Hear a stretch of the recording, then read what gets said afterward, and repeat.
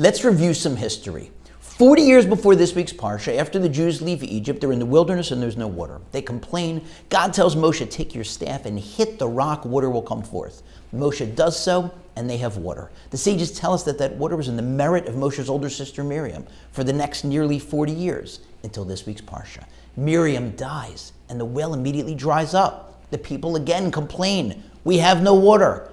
Moshe speaks to God, who tells him, take the staff along with your brother Aharon, and then in front of the eyes of all the people, talk to the rock in order to bring forth water. Moshe grabs Aaron, gathers all the people around, takes the staff, and hits the rock twice instead of speaking to it. And God says to Moshe, because you didn't believe in me to sanctify me in front of all the people, you are not going to lead them into Israel.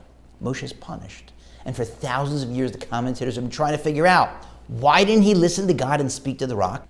And one commentator explains, in a very nuanced fashion, God told him to take the staff, even though he was also told to talk to the rock, not to hit it, like the first time, for the following reason. He was supposed to talk to the rock, and if water came forth, great. If not, then he was supposed to take the staff and hit the rock. Why wouldn't water come forth the first time around? The answer is that talking to a rock and making water come out of it is an enormous, huge, much bigger miracle than hitting a rock. Hey, rock, can I get a Diet Dr. Pepper with some crushed ice and a slice of lemon? Coming right up. That's amazing. Hitting a rock, not quite as big a miracle. Maybe there was some water gathered in the crevices and you hit it and you dislodged it. So God's telling Moshe, talk to the rock. If the Jews are at the level they deserve a miracle that enormous, they'll get it. If not, then you have to hit the rock. So Moshe was worried.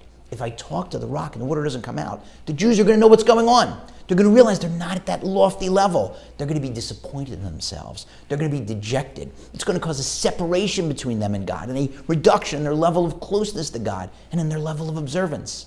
And so he decided to take one for the team, knowing he'd be punished. He disobeyed God to protect the Jewish people. Another commentator says that Moshe realized, 1 second, the first time around and all through those 40 years, the water's coming in the merit of my sister Miriam. But the first time I had to hit the rock. This time if I talk to the rock and the water comes out in my merit, it's going to show the Jews that I'm at a higher level than my sister. And he couldn't bear that in his extraordinary level of humility and his concern for his sister. So either because he was protecting the honor of the Jewish people or his sister Miriam's honor, that's why he disobeyed and hit the rock instead of talking to it. But now that we've understood Moshe, we've learned an incredibly powerful lesson.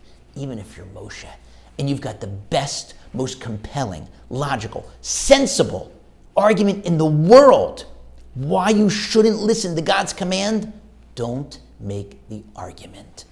Don't make calculations. Don't try to outsmart God. No, you don't know better. Moshe in the end was wrong, and he was punished for it.